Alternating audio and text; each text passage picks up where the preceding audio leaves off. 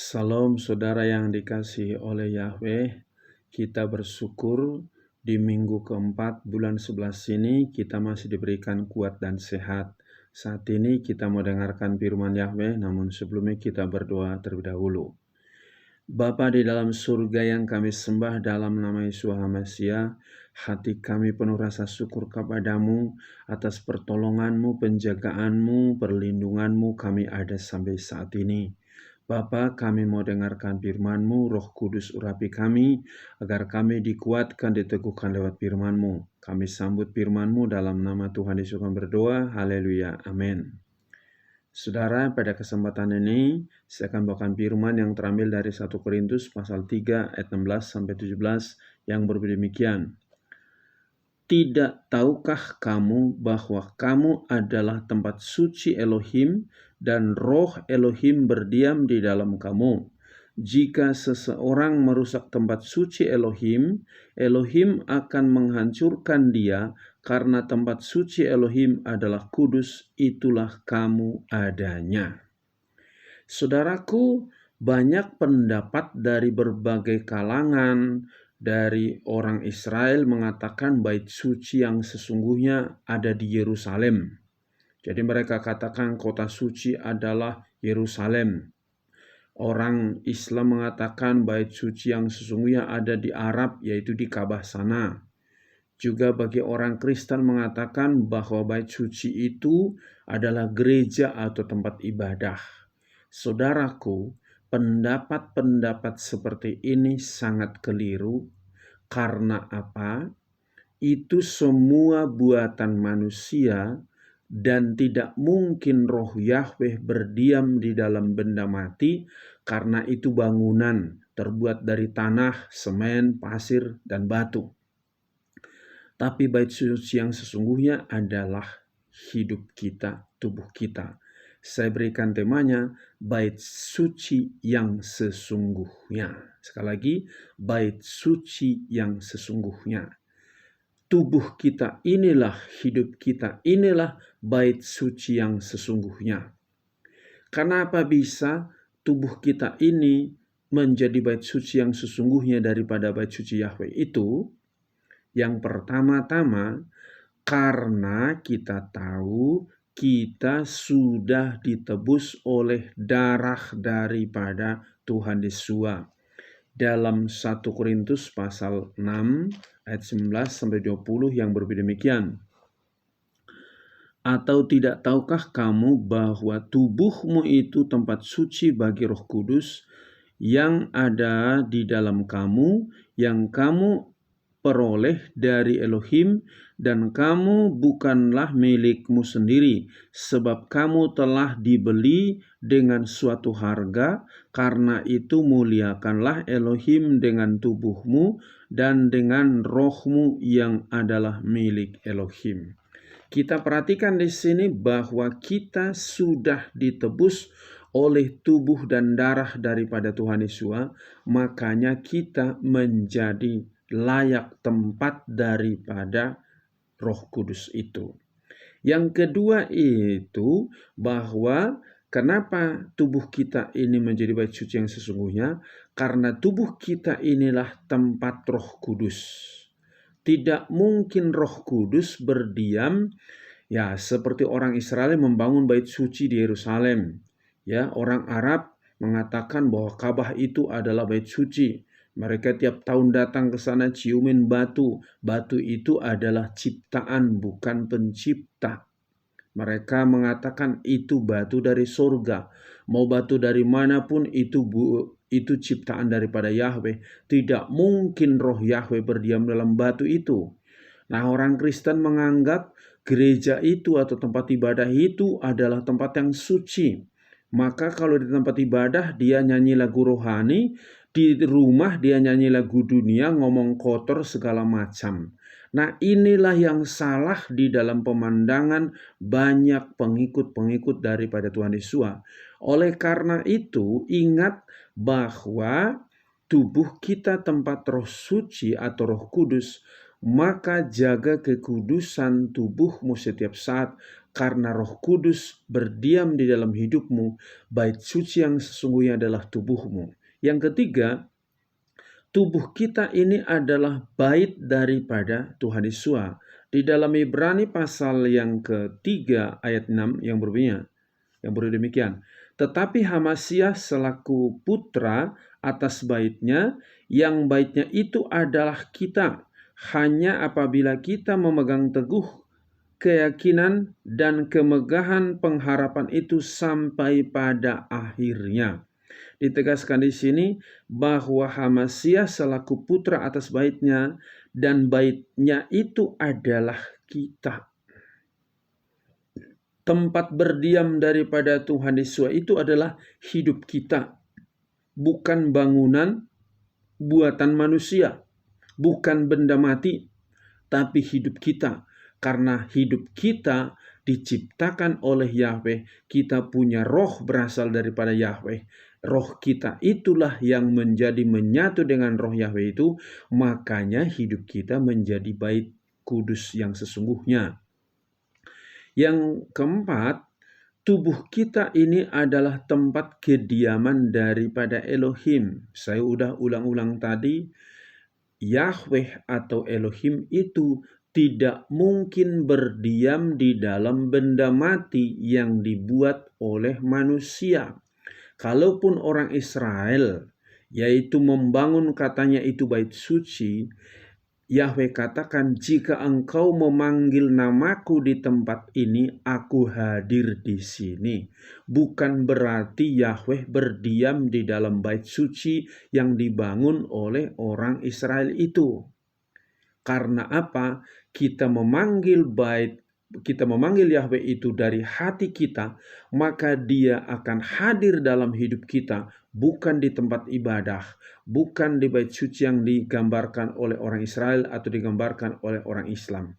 Oleh karena itu kita harus sadar, ya, dikatakan dalam Efesus pasal 2 ayat 21 sampai 22, di dalam Dia setiap bangunan ditopang bersama bertumbuh sebagai tempat suci yang kudus di dalam Tuhan. Di dalam Dia kamu juga dibangun bersama sebagai tempat kediaman Elohim di dalam roh. Rohnya besar. Dalam 2 Korintus pasal 6 ayat 16b dikatakan, sebab kamu adalah tempat suci Elohim yang hidup. Jadi bukan benda mati. Hidup kita inilah tempat suci Elohim yang hidup. Sebagaimana Elohim telah berfirman, aku akan diam di dalam mereka dan aku akan berjalan di antara mereka dan aku akan menjadi Elohim mereka dan mereka menjadi umatku. Dikatakan di sini umatku bukan bangunan, bukan benda mati, tapi umatku adalah pengikut Tuhan Yesus yang sudah ditebus oleh Tuhan Yesus.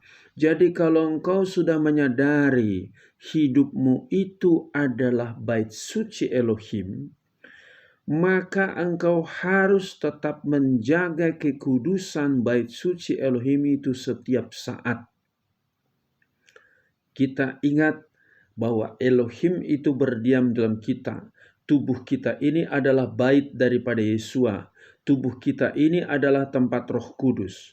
Yang kelima, karena hidup kita sudah dibeli dengan tubuh dan darah daripada Tuhan Yesus. Dalam Wahyu pasal yang ke 5 ayat yang 9b. Layaklah engkau untuk mengambil kitab itu dan membuka meterai-meterainya, sebab engkau sudah disembelih dan dengan darahmu engkau sudah membeli kami bagi Elohim dari setiap suku dan bahasa dan kaum dan bangsa. Ditegaskan di sini bahwa Tuhan Yesus sudah disembelih dan dengan darahnya Dia sudah membeli kita untuk dijadikan menjadi milik daripada Elohim. Makanya kitalah bait suci yang sesungguhnya. Maka kalau kita bait suci yang sesungguhnya, apa yang harus kita lakukan dalam hidup kita sehari-hari? Nah, kita harus mempersembahkan hidup kita yang hidup, yang kudus, berkenan kepada Elohim. Itu adalah ibadahmu yang bijak dalam Roma 12 ayat 1. Yang kedua, apa yang harus kita lakukan? Setiap tingkah laku kita harus kudus. Di dalam 1 Petrus pasal 1 ayat 15-16 yang berbeda demikian. Sebaliknya, sebagaimana Dia yang telah memanggil kamu itu kudus, hendaklah kamu juga sama dijadikan kudus dalam setiap tingkah laku. Sebab telah tertulis, jadilah kudus karena aku adalah kudus. Kita perhatikan di sini bahwa kita sudah ditebus. Maka dalam tingkah laku kita sehari-hari, pikiran kita, perkataan kita, tindakan kita, apakah sesuai dengan firman Yahweh itu? Ingat, bait suci yang sesungguhnya adalah hidup kita. Roh Kudus berdiam dalam diri kita. Kita adalah tempat kediaman daripada Tuhan Yesus. Kita adalah tempat kediaman daripada Elohim itu. Maka teruslah engkau hidup di dalam kebenaran dan kekudusan. Baru-baru ini kita dikejutkan, hari Senin kemarin terjadi gempa bumi di Cianjur, begitu banyak orang meninggal, ratusan, tiba-tiba datang gempa bumi. Sekarang ini kita lihat bagaimana cuaca dan segala macam. Kalau tiba-tiba engkau mati, apakah engkau sudah siap? Kalau bertanya belum siap, emangnya kau yang menentukan waktu. Tetapi jika engkau menjaga kekudusan bait suci itu, yaitu hidupmu, pikiranmu, tindakanmu, perbuatanmu sehari-hari sesuai dengan firman Yahweh, maka kapanpun kematian itu datang, engkau tidak perlu takut. Sebab apa? Sudah ada jaminan hidup kekal bagi orang-orang yang hidup di dalam kekudusan dan kebenaran. Dan yang bisa menjadikan kita hidup kudus dan benar adalah firman Yahweh itu dan Roh Kudus itu sendiri. Maka jagalah kekudusan bait suci itu setiap saat. Di dalam Wahyu pasal 21 ayat 7 dikatakan, siapa yang menang, dia akan mewarisi segala sesuatu, dan aku akan menjadi Elohim baginya, dan dia akan menjadi anak bagiku. Jelas sekali, rumah Bapa kita itu di sorga. Dikatakan, kata Tuhan Yesus, aku pergi ke situ menyediakan tempat bagimu. Nanti kalau sudah aku datang lagi menjemput kamu, supaya di mana aku berada, kamu pun berada. Hanya orang-orang yang bait suci di dalam hidupnya, dijaga hidup kudus dan benar setiap saat, itu yang dijemput oleh Tuhan Yesus. Oleh karena itu, apapun hal-hal yang buruk dalam dirimu, tinggalkan itu. Tindakan masa lalumu, tinggalkan itu, bertobat. Paulus berkata, aku melupakan apa yang di belakangku. Dan juga apa yang orang lain berbuat jahat kepadamu, lupakan. Lebih baik engkau ingat janji daripada Yahweh itu. Daripada engkau mengingat kesalahan orang lain, kata-kata yang tidak membangun, itu membuat imanmu kerdil, membuat imanmu goyah. Lupakan, itu pekerjaan iblis. Maka mulai sekarang engkau harus jaga kekudusan bait suci itu, karena bait suci yang sesungguhnya adalah hidupmu, hidup kita ini. Dimanapun, bukan hanya engkau menaikkan lagu pujian pada saat di tempat ibadah, dimanapun engkau naikkan pujian lagu rohani itu untuk kemuliaan bagi nama Yahweh. Dimanapun engkau berada, jaga pikiranmu, perkataanmu, tindakanmu. Kalau ada perbuatanmu yang tidak sesuai dengan firman Yahweh, bertobatlah engkau. Ingat, tubuhmu itu adalah bait daripada Roh Kudus. Jangan kotori bait Roh Kudus itu, sebab engkau sudah dibeli dengan harga yang mahal, yaitu melalui tubuh dan darah daripada Tuhan Yesus. Biar melalui firman ini Kita mempersiapkan diri, kapanpun Tuhan Yesus datang menjemput kita. Tidak perlu takut, sebab bait sucinya didapati kudus dan berkenan di hadapannya. Amin. Sampai di sini firman Yahweh, kita berdoa. Bapa dalam surga, terima kasih atas firman-Mu yang sudah kami dengarkan. Biarlah kami benar-benar menjaga kekudusan bait suci, karena bait suci yang sesungguhnya adalah hidup kami, tubuh kami. Dan Engkau sudah menebus kami ya Tuhan Yesus melalui tubuh dan darah-Mu. Maka kami tidak mau lagi mengotori hidup kami dengan hal-hal dunia ini. Masalah pekerjaan, masalah studi, masalah perbuatan orang, tindakan orang yang membuat kami mungkin harus kecewa, sakit hati. Kami tidak perlu hiraukan karena Engkau sudah menebus kami dengan tubuh dan darah-Mu.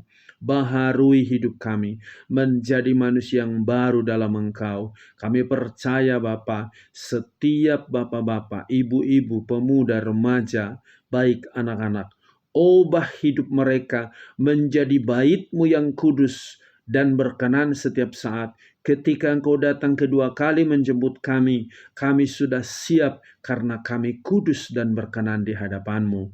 Terima kasih, berkati setiap keluarga demi keluarga, berkati bangsa dan negara kami, berkati korban bencana yang di Cianjur, supaya mereka kuat dan melalui kejadian ini mereka boleh bertobat Bapa. Persatukan gereja-Mu, hamba-hamba-Mu, sehingga berkenan di hadapan-Mu. Terpuji-pujilah nama-Mu. Di dalam nama Tuhan Yesus kami berdoa. Haleluya. Amin. Salam. Yahweh berkati.